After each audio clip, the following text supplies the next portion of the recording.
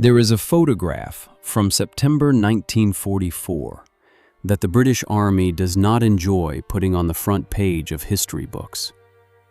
It was taken on the north bank of the lower Rhine in a small Dutch town called Arnhem. In the picture, a long column of exhausted, filthy, bandaged British paratroopers is being marched into captivity by SS soldiers in camouflage smocks. These were not ordinary infantrymen. These were the elite of the British Airborne Forces, the men of the 1st Airborne Division, the famous Red Devils, dropped out of the sky just 9 days earlier as part of the largest airborne operation in the history of warfare. Out of more than 10,000 men who jumped, only around 2,400 would ever make it back across that river. The rest were dead, wounded, or being herded past the camera. And the man responsible for turning the greatest airborne gamble in human history into a slaughterhouse was an SS general named Wilhelm Bittrich. He was not the loudest Nazi. He was not the most photographed. He never gave thundering speeches, and he never appeared on the front of propaganda magazines. He was something far more dangerous. He was a quiet, efficient, professional killer in a black uniform. The kind of officer who could destroy a division before breakfast, write a calm report about it in the afternoon, and sleep soundly in a Dutch farmhouse at night. By the time the war ended, his hands were soaked in the blood of British, Polish, French, Yugoslav, Russian, and Dutch civilians and soldiers. And yet, today, his name is wrapped in one of the most successful pieces of post-war mythology ever invented: the legend of the gentleman SS General. This video is going to take that legend apart, piece by piece, and show you exactly what Wilhelm Bittrich actually did. He was born in 1894 in the small German town of Wernigerode, served as a pilot in the First World War, drifted through the chaos of the Weimar years, and in 1934, he put on the black uniform of the SS. That is all the biography you need, because the part of his life that matters, the part that filled mass graves across Europe, only really begins in 1941. From that point on, his career is not a career. It is a trail of burning villages, executed prisoners, and deported civilians. His first real command in the East came with the SS Cavalry Brigade, the unit that swept through the Pripyat marshes of Belarus in the summer of 1941. The official orders were to clear partisans. The reality was the systematic massacre of Jewish civilians. In just a few weeks, the brigade reported the killing of over 14,000 people. Most of them were not partisans. Most of them were women, children, and old men shot at the edges of pits in the forests of Belarus. Bittrich did not invent this system, but he served inside it. He commanded units inside it, and he understood exactly what the words clearing operation actually meant. From the very beginning of his SS career, he was not on the side of soldiers fighting soldiers. He was on the side of the men who shot civilians and called it security. By 1942, he was given command of the SS Cavalry Division, the formation that grew directly out of that brigade. By 1943, he was rising fast, and the SS gave him a new toy, a brand new armored division called the II SS Panzer Division Hohenstaufen, built around young, fanatical conscripts and battle-hardened SS officers. This division would become his signature weapon. He trained it, shaped it, and unleashed it. And in the spring of 1944, he took it east to a place called Tarnopol in what is now western Ukraine.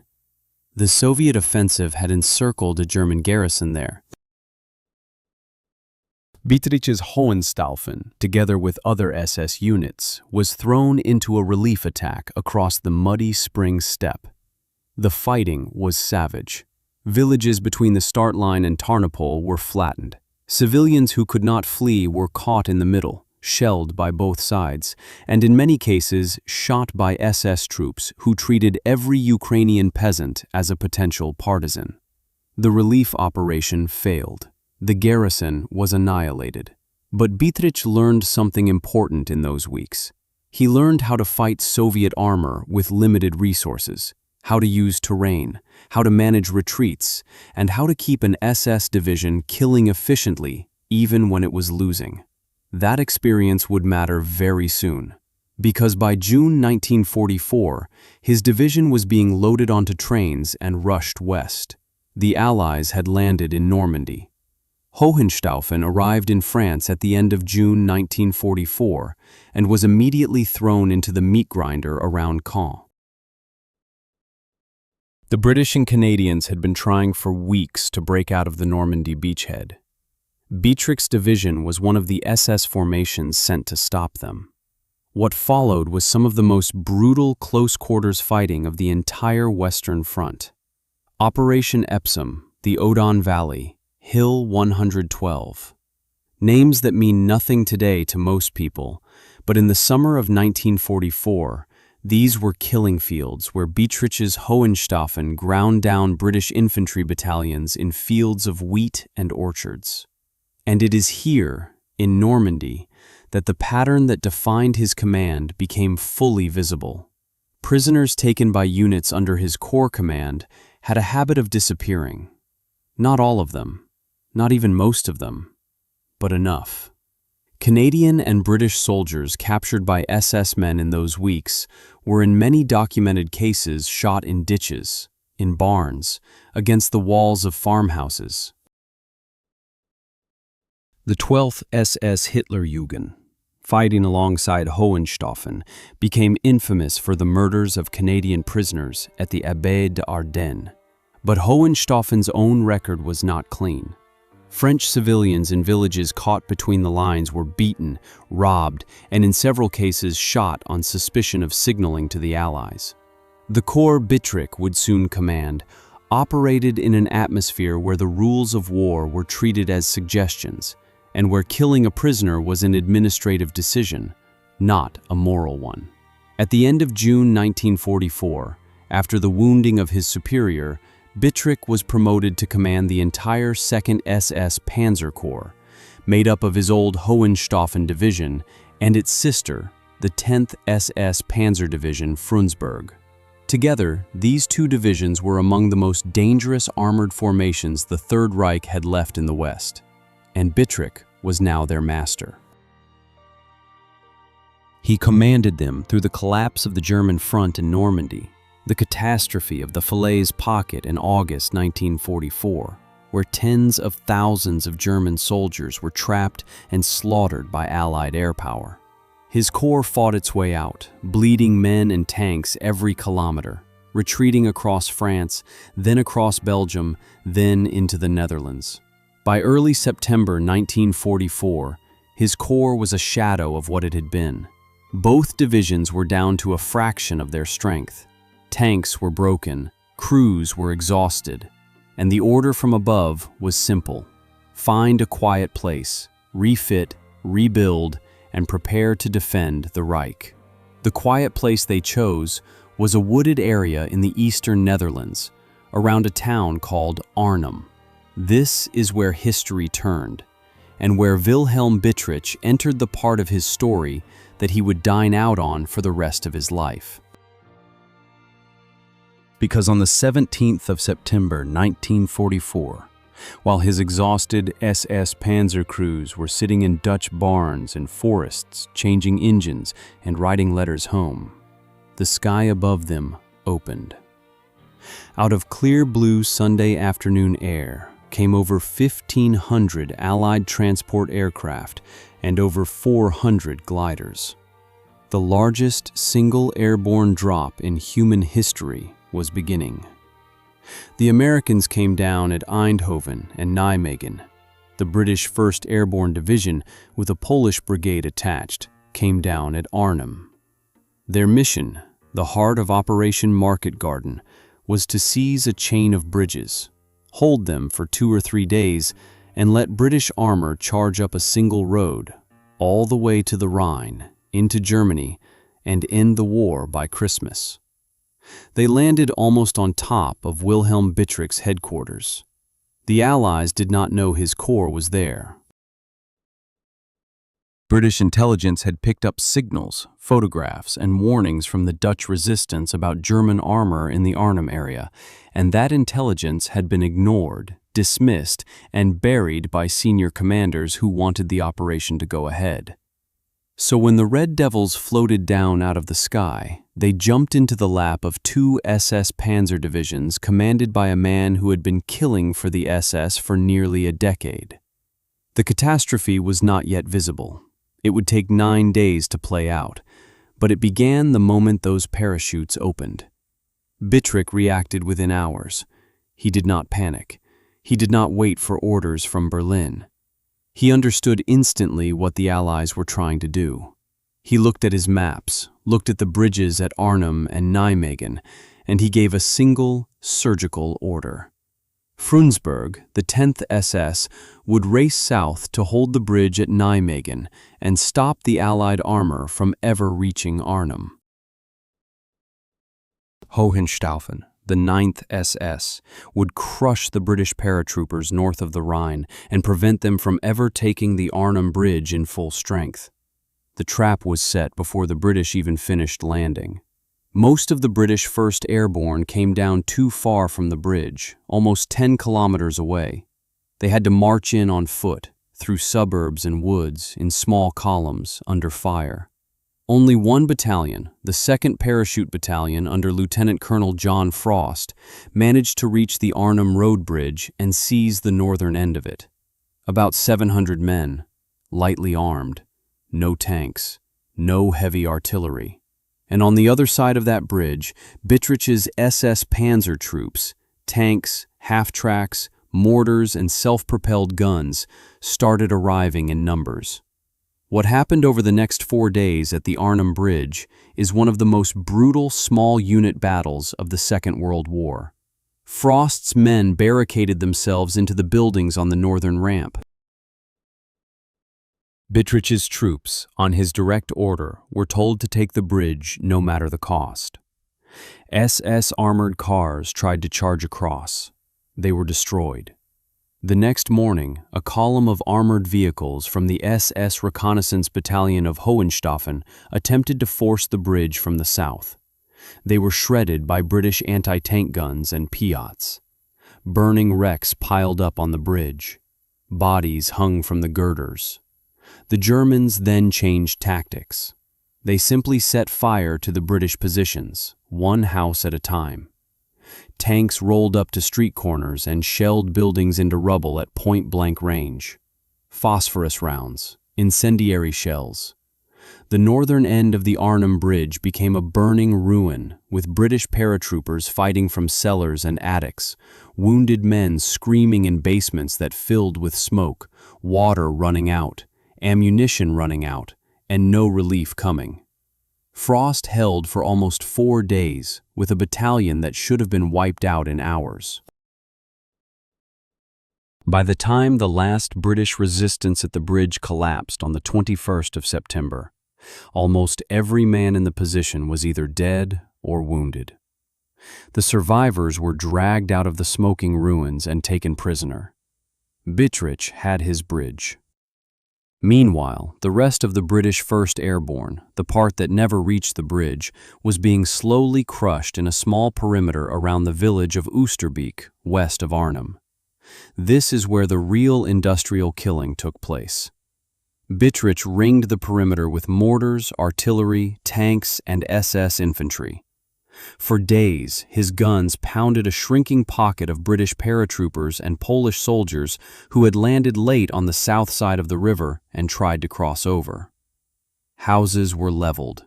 The Hartenstein Hotel, which served as the British divisional headquarters, was hit again and again. Wounded men piled up in cellars and churches.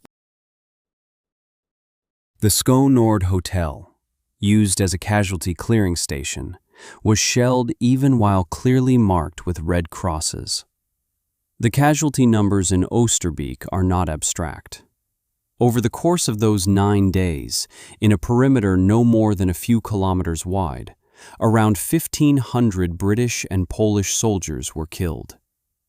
Another 6,500 were taken prisoner, many of them wounded. Dutch civilians who lived in those streets were caught in the middle. Houses where they had lived for generations were turned into rubble. Entire families sheltered in basements, while SS troops moved from room to room above them.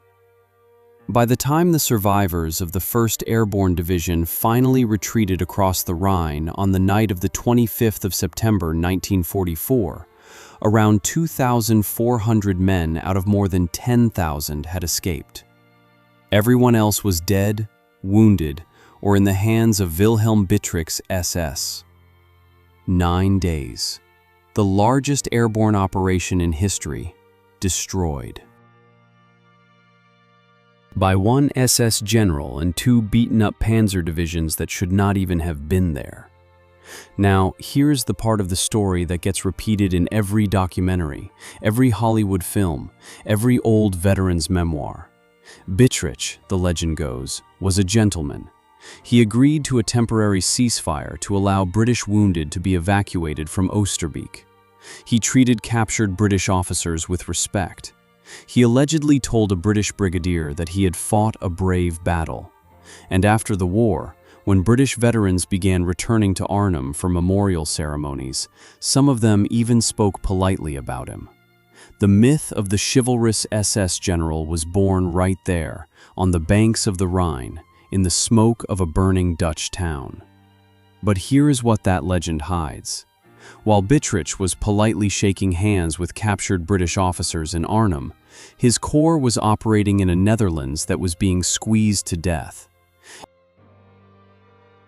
And less than 2 weeks after the battle ended, in the same operational area under his command, the SS carried out one of the worst single atrocities committed against Dutch civilians in the entire war. It happened in a village called Putten. On the night of the 30th of September 1944, a small Dutch resistance group ambushed a German staff car near the village. 1 German officer was wounded, 1 was captured, and another was killed. The response, ordered through the chain of command in Bittrich's operational area and carried out by SS and Wehrmacht units operating under his corps' authority, was collective punishment of the entire village. On the 1st and 2nd of October 1944, troops surrounded Putten. Houses were searched. Men and boys were dragged out of their homes. Around 660 male inhabitants of the village, from teenagers to old men, were arrested. Roughly 100 houses were set on fire. The men were marched away, loaded onto trains, and deported to concentration camps in Germany, mostly to Neuengamme. Of those 660 men taken from Putten, only 48 came home alive after the war. Over 500 died in the camps, worked to death, starved to death, beaten to death. An entire generation of men from a single Dutch village, erased, on the orders of the German command structure operating in Bittrich's zone of responsibility. There were no British paratroopers in Putten. There was no airborne operation in Putten. There was only a small village and a single ambush, and a punishment so disproportionate that it has been remembered in the Netherlands as one of the defining war crimes of the entire occupation. The gentlemen of Arnhem did not stop it. The gentlemen of Arnhem commanded the region where it happened, and Putten was not the only one. Across the late autumn and winter of 1944, as the German front in the Netherlands held along the great rivers, Bittrich's corps area saw repeated roundups, deportations of Dutch men for forced labor, executions of resistance members, and the deliberate flooding and destruction of Dutch farmland as scorched earth measures. The hunger winter of 1944 to 1945, in which over 20,000 Dutch civilians starved to death in the occupied Western Netherlands, was not Bittrich's personal creation, but it was the direct consequence of the German decision to hold this territory at any cost. A decision that men like him implemented with cold professionalism. By the end of 1944, his corps was pulled out of the Netherlands to be thrown into the next madness Hitler had dreamed up, the Ardennes offensive, the Battle of the Bulge. Bittrich's II SS Panzer Corps was held in reserve for the southern flank of that operation and committed to the fighting in Belgium and Luxembourg in late December 1944 and January 1945. The offensive failed. The SS Panzer divisions were bled white once again. American prisoners taken in this period by SS units, most infamously at Malmedy by Kampfgruppe Piper of the 1st SS Panzer Division, were machine-gunned in a snowy field. Bittrich's corps was not directly responsible for Malmedy, but it operated in the same culture, under the same orders, with the same understanding that prisoners were not protected, that civilians were not protected, that the rules of war did not apply when the SS was losing. After the failure of the Ardennes, what was left of Bittrich's corps was sent east, to Hungary, in February 1945.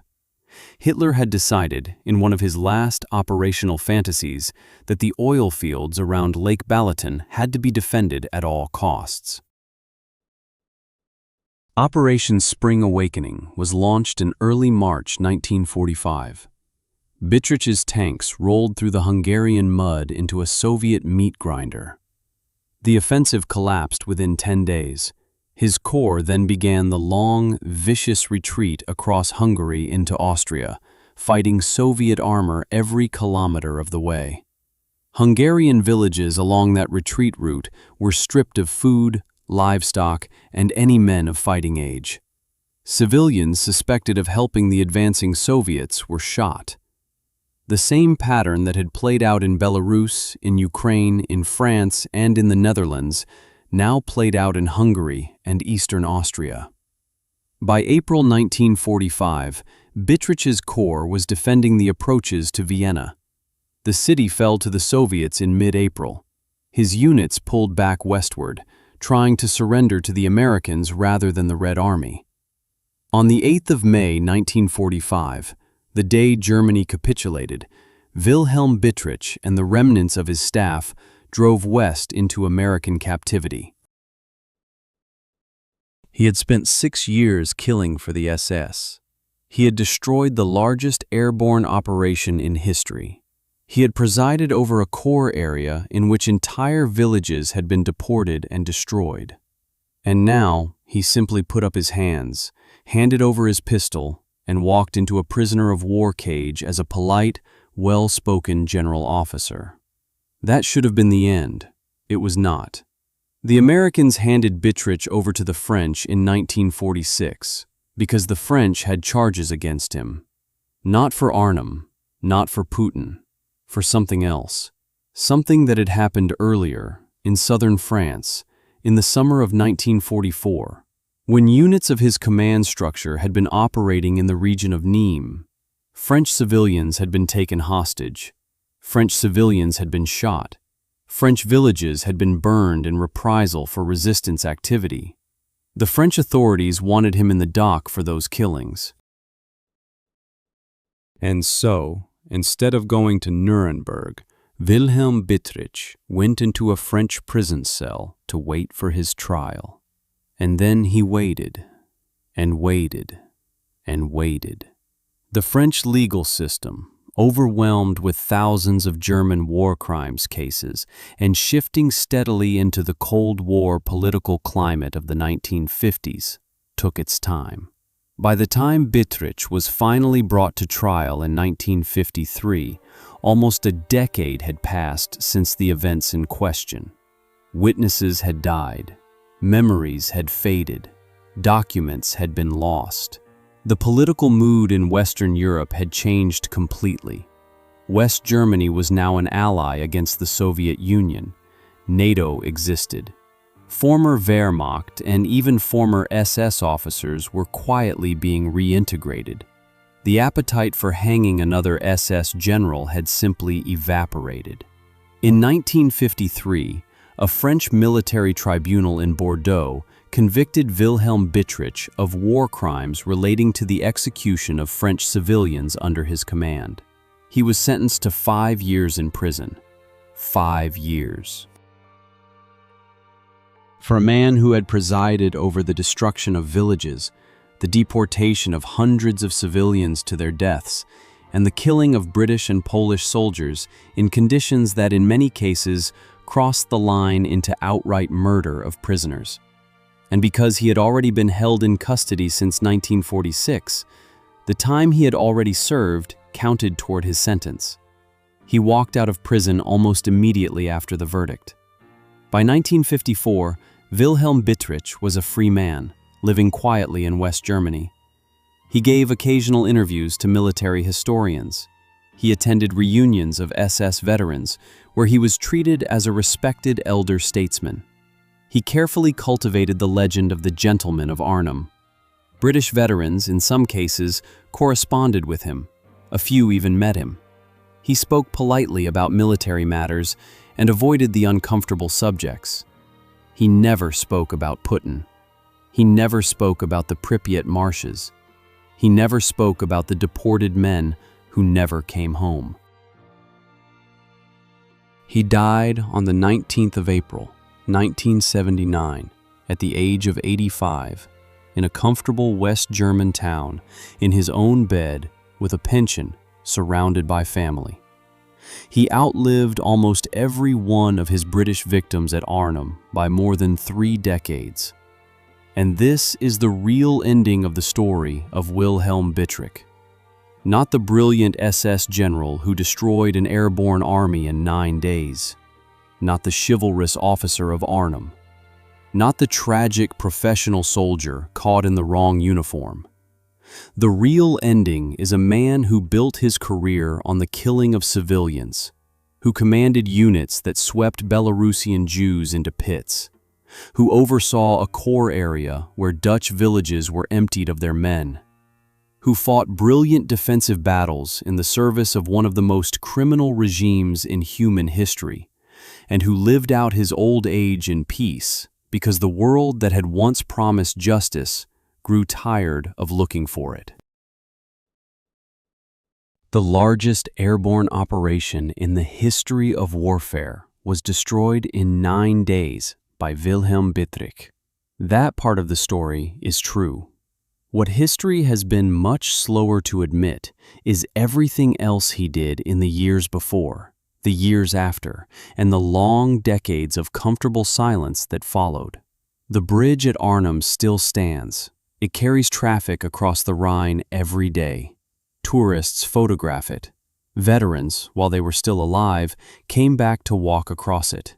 But the men who died there, in the burning buildings on the northern ramp, in the cellars of Oosterbeek, in the cattle cars leaving Putten for Neuengamme, in the ditches outside small French villages, in the forests of Belarus, those men do not get to walk anywhere. They are still where Wilhelm Bittrich left them, and he died free. If you want to know how a man like this could end his life with a pension and a funeral instead of a noose, you already know the answer. He was useful for a moment. He was inconvenient for a decade. And then he was forgotten by everyone except the families of the people he killed. That is not justice. That is the quiet, polite, paperwork ending that the worst men of the 20th century learned to count on. Remember his name. Remember what he actually did. And remember that the Gentleman of Arnhem was a story he wrote himself, while the people who could have contradicted him were buried in places he chose.